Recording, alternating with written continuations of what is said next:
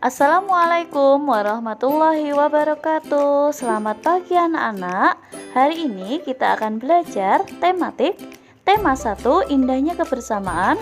Subtema 1, keberagaman budaya bangsaku. Pembelajaran 3. Anak-anak, ingatkah kalian permainan tradisional apa yang ada di daerahmu? Bagaimana cara memainkannya? Hari ini kamu akan mengenal dan coba beberapa permainan tradisional. Anak-anak, pada saat kalian kelas 2 dulu, kalian pernah diajari tentang benteng-bentengan. Apa itu benteng-bentengan? Apa kalian masih ingat?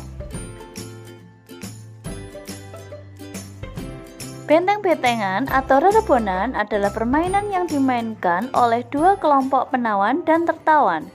Masing-masing kelompok terdiri atas 4 sampai dengan 8 orang dan memiliki satu tempat sebagai markas. Markas atau benteng bisa berupa sebuah tiang, pohon, atau pilar. Permainan yang kedua adalah gobak sodor. Permainan gobak sodor atau galah asin atau galasin dilakukan di lapangan. Arena bermainnya merupakan kotak persegi panjang dan dibagi menjadi beberapa bagian secara horizontal dan vertikal. Seperti di Indonesia, memiliki banyak permainan tradisional yang sangat menarik. Banyaknya jenis permainan tradisional ini menunjukkan keragaman budaya yang harus kita jaga.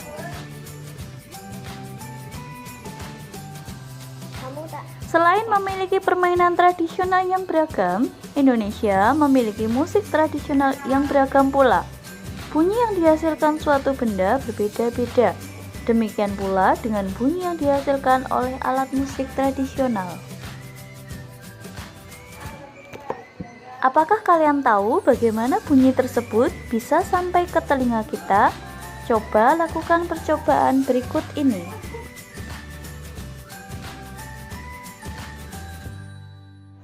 Percobaan pertama. Tujuan: mengidentifikasi sifat bunyi merambat melalui udara. Alat dan bahan yang dibutuhkan adalah selang plastik kira-kira panjangnya 2 meter atau lebih. Langkah kerjanya: 1. Pegang salah satu ujung selang dan minta temanmu memegang ujung selang lainnya. Kemudian, dekatkan ujung selang ke telinga, seperti pada gambar di samping.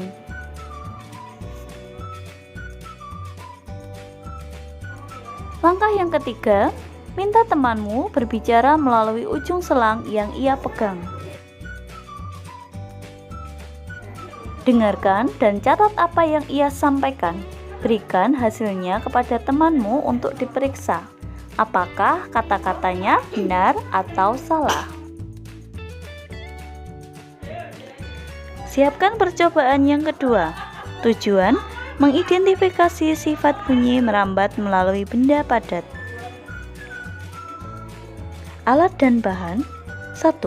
Gelas plastik 4 buah. 2. Benang kasur. 3. Paku. Langkah kerja: 1. Buatlah satu lubang kecil dengan ujung paku di tengah dasar gelas plastik.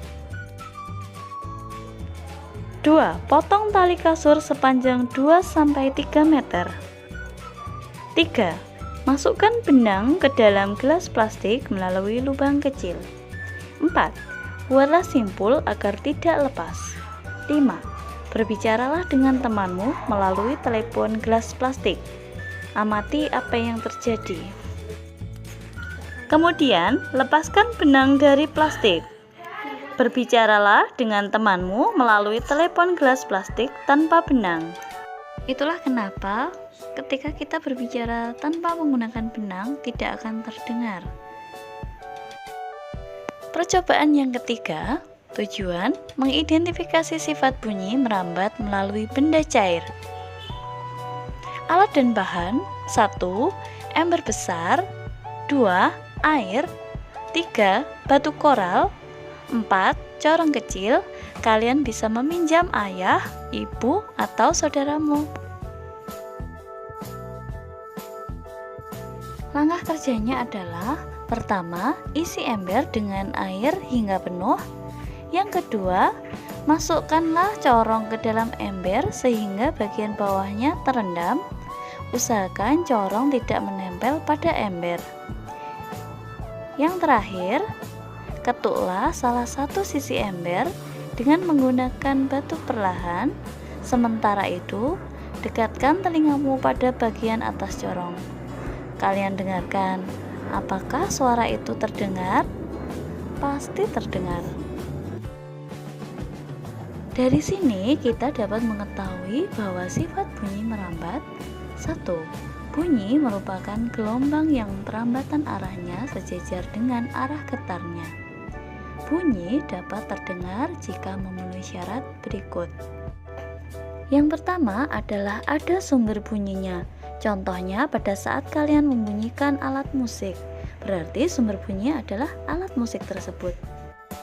Syarat yang kedua ada media penghantarnya. Jika kalian bermain telepon-teleponan menggunakan benang, berarti media penghantarnya adalah benang tersebut. Yang terakhir ada pendengarnya. Itu adalah syarat bahwa bunyi merambat. Yang kedua, bunyi yang berasal dari sumber bunyi sampai kepada pendengar dengan cara merambat. Bunyi dapat merambat melalui media perantara, yaitu udara, zat cair, dan benda padat. Bunyi tidak dapat merambat tanpa adanya media perantara. Contohnya adalah ketika kita berbicara, berarti zat perantaranya adalah udara. Pada percobaan ketiga, kita menggunakan perantara benda padat, yaitu benang kasur. Kemudian perantara zat cair adalah ketika kita melakukan percobaan yang kedua tadi. Ketika kalian berada di ruang hampa udara, berarti kalian tidak bisa mendengarkan bunyi, karena bunyi tidak dapat melalui ruang hampa udara.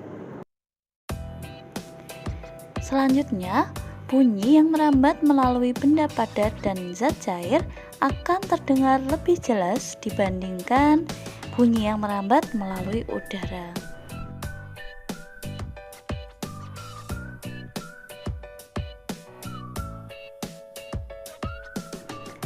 Pada pembelajaran sebelumnya, kamu sudah membaca cerita tentang siap menghadapi hujan.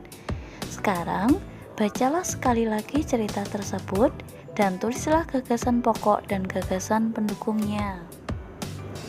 Nah, coba kita ingat-ingat kembali apa itu gagasan pokok dan gagasan pendukung. Anak-anak, setiap bacaan biasanya terdiri atas beberapa paragraf. Setiap paragraf memiliki gagasan pokok yang didukung oleh gagasan pendukung. Gagasan pokok adalah ide utama yang dibahas dalam suatu bacaan, dapat berupa kalimat inti atau berupa pokok paragraf. Sedangkan gagasan pendukung adalah uraian atau tambahan informasi untuk memperkuat gagasan pokok. Pada pembelajaran 2 kemarin, kita sudah mempelajari tentang gagasan pokok dan gagasan pendukung. Mari kita baca teks berikut ini. Siap menghadapi musim hujan. Musim hujan hampir tiba. Warga desa Kampung Babakan berdiskusi untuk melakukan kerja bakti. Mereka berencana membersihkan selokan. Mereka sepakat ketika selokan bersih, warga tidak akan kebanjiran. Pagi itu, semua warga terlihat sangat bersemangat membersihkan selokan. Pak Sami dan Pak Udin sibuk mengambil sampah yang ada di dalam selokan. Pak Made dan Pak Udin memastikan saluran selokan lancar. Pak Nur mengambil sampah-sampah dan meletakkannya di gerobak sampah.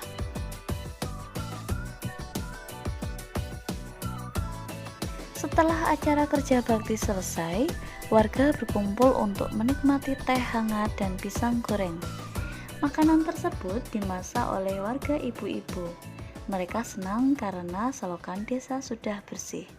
Kini mereka siap menghadapi musim hujan. Mari kita identifikasi paragraf pertama. Di kalimat 1, kalimat utama atau kalimat yang pertama, dituliskan musim hujan hampir tiba. Nah, ini adalah inti dari paragraf pertama. Kemudian, kalimat kedua, warga desa Kampung Babakan berdiskusi untuk melakukan kerja bakti. Ini merupakan kalimat penjelas. Kemudian kalimat ketiga dijelaskan kembali. Mereka berencana membersihkan selokan. Dan kalimat terakhir, mereka sepakat ketika selokan bersih, warga tidak akan kebanjiran. Dari sini kita tahu bahwa kalimat pertama adalah gagasan pokok, sedangkan kalimat kedua, ketiga, dan keempat adalah menjelaskan kalimat pertama. Warga desa Kampung Babakan berdiskusi untuk melakukan kerja bakti. Kemudian kalimat ketiga, mereka berencana membersihkan selokan. Kalimat keempat, mereka sepakat ketika selokan bersih, warga tidak akan kebanjiran. Nah, berarti kalimat kedua, ketiga, dan keempat disebut dengan gagasan pendukung. Kalian ingat bahwa gagasan pendukung adalah mendukung kalimat utama atau gagasan pokok. Nah, anak-anak, demikian pembelajaran hari ini. Tema 1, indahnya kebersamaan. Subtema 1, keberagaman budaya bangsaku. Pembelajaran ketiga. Jangan lupa tetap jaga kesehatan, patuhi protokol kesehatan, memakai masker, dan semangat belajar. Wassalamualaikum warahmatullahi wabarakatuh.